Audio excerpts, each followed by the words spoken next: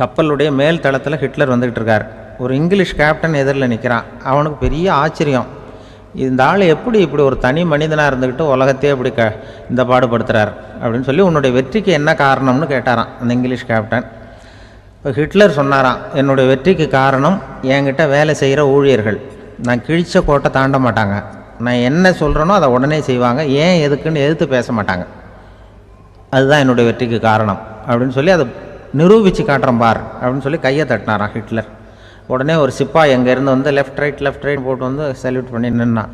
உடனே ஹிட்லர் சொன்னார், நீ அப்படியே இந்த கப்பல் மேல் தளத்துலேருந்து அப்படி கடலில் விழுந்து செத்து போடா அப்படின்னு பொத்துன்னு குதிச்சுட்டான். எதுக்கு சொல்கிறேன் என்ன இதில், உடனே குதிச்சு செத்து போட்டான். இவருக்கு பெரிய ஆச்சரியம் கேப்டனுக்கு.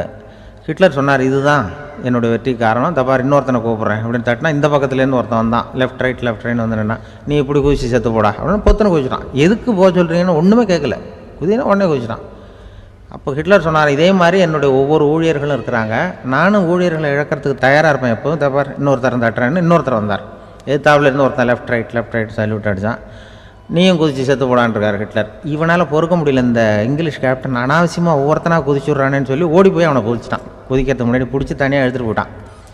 தனியாக எடுத்துகிட்டு போய் அந்த சிப்பாய்கிட்ட கேட்டாரான் அந்த இங்கிலீஷ் கேப்டன், ஏன்ப்பா அந்த ஆள் குதிக்க சொல்கிறான்னா நீ ஏன் எதுக்குன்னு கேட்குறது இல்லையா, உடனே குதித்து செத்து போகிறீங்களே, இதெல்லாம் என்ன அநியாயம் அப்படின்ட்டுருக்கான் அந்த இங்கிலீஷ் கேப்டன் கையை பிடிச்சிக்கிட்டு. உடனே அந்த சிப்பாய்க்கு கோவம் வந்துட்டு தான், உடையா கையை, இவன்ட்ட வேலை பார்க்குறத விட உழுந்து செத்து போகலான்னு நான் குதிக்கிறான்.